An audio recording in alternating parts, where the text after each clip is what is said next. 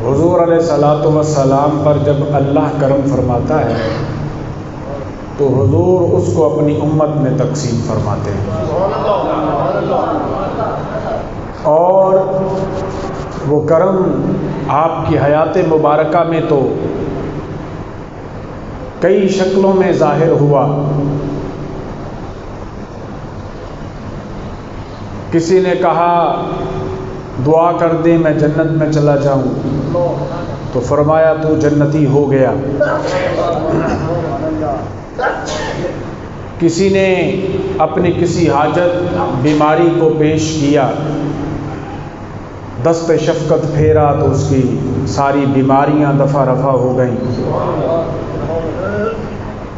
کسی نے استقامت مانگی تو اسے استقامت کی خیرات عطا فرما دی۔ کسی نے اپنی جھولی پھیلائی کہ مجھے دنیا کا مال چاہیے، اسے دعا دی، اس کی چراگاہیں دنیا کے مال سے بھر گئیں۔ ہر طرح کی خیرات حضور علیہ السلام نے بانٹی۔ کسی کے دل میں چاہت تھی اگر کہ اسے کسی علاقے کا بادشاہ بنایا جائے تو حضور نے اسے بادشاہ بنا دیا۔ کوئی فقیر اور درویش منش انسان تھا تو اس نے درویشانہ زندگی بسر کرنی تھی، اسے ایسی نصیحت فرمائی کہ وہ اپنی زندگی کو درویشی میں ہی گزار کے چلا گیا۔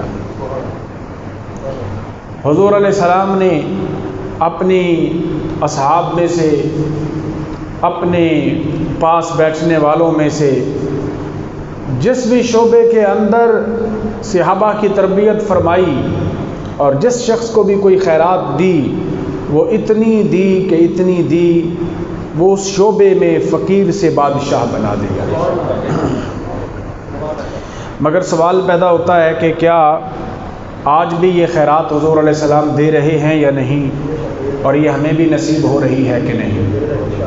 اور جس طرح حضور خیرات بانٹ رہے تھے، لوگوں کی طلب کیا تھی اور لوگوں کا یقین کتنا تھا کہ حضور جو خیرات بانٹتے ہیں اللہ کی رحمت سے اللہ اتنا ہی کرم کرتا چلا جاتا ہے جتنا مصطفیٰ کریم خیرات بانٹتے چلے جاتے ہیں۔ قرآن مجید ارشاد فرماتا ہے لا تجعلوا دعاء الرسول بینکم کدعاء بعضکم بعضا، تم اپنے نبی کی دعا کو اس طرح مت قرار دو جس طرح تم ایک دوسرے کو بلاتے ہو یا دعا دیتے ہو یا کلام کرتے ہو، تو جس طرح ایک دوسرے کے ساتھ تم محو گفتگو ہوتے ہو، تو اس طرح کبھی بھی اپنے نبی کے منہ سے نکلے ہوئے الفاظ کو مت قرار دینا، چونکہ تمہارے نبی کے منہ سے نکلے ہوا ہر لفظ تمہارے لیے اللہ کی بارگاہ سے خیرات کو کھینچ کر لاتا ہے۔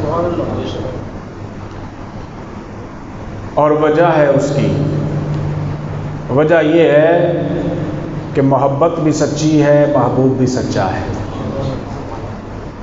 محبوب بھی، محبت بھی،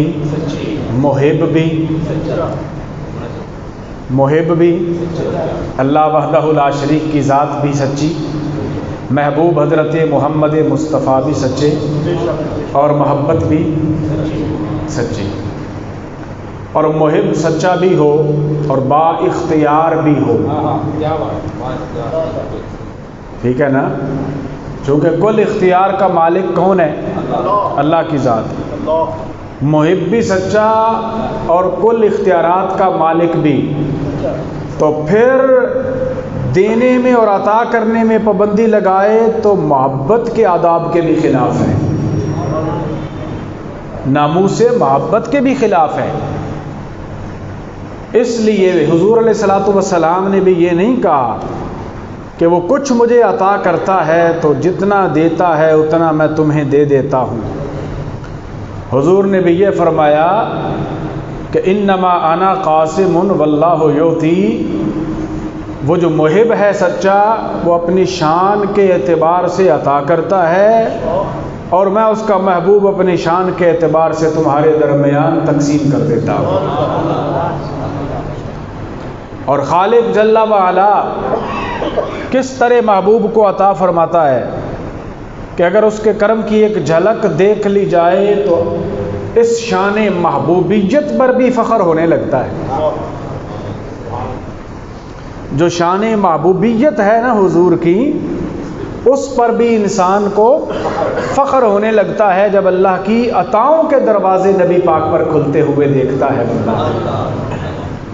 حضرت عائشہ صدیقہ رضی اللہ تعالی عنہا سے حدیث پاک ہے، کہتی ہیں یا رسول اللہ صلی اللہ علیہ وسلم، میں دیکھتی ہوں کہ اللہ ویسے ہی آپ پہ کرم کرتا ہے جیسے آپ کی رضا ہوتی ہے،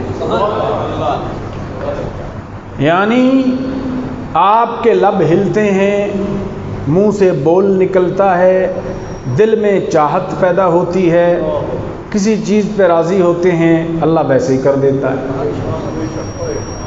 آپ نے چاہا نماز کے اندر قبلہ بدل جائے تو رب نے نماز کے اندر ہی بدلا، دیر بھی نہیں کی کہ پوری تو کر لو، آدھی پڑھ لی ہے 2 رکعتیں اور آدھی رہتی ہیں، پوری کر لو، بدل دیں گے۔ تو نماز کے بعد بھی بدل دیتا تو اس میں بھی کوئی قباحت تو نہیں تھی، لیکن چاہت دل میں پیدا ہو گئی کہ یا اللہ ابھی بدل دے، تو مولا نے کہا پھر ابھی ہی بدل دیا۔ 2 رکعتیں ادھر منہ کر کے پڑھ لیے، 2 ادھر کر کے پڑھ لو۔ آپ کی چاہت ہماری چاہت ہے، لہٰذا آپ کو اتنا عطا کیا جائے گا جس میں آپ راضی ہوں گے۔ وَلَسَوْفَ يُعْطِيكَ رَبُّكَ فَتَرْضَىٰ، میرے محبوب آپ کو اتنا عطا کیا جائے گا کہ آپ راضی۔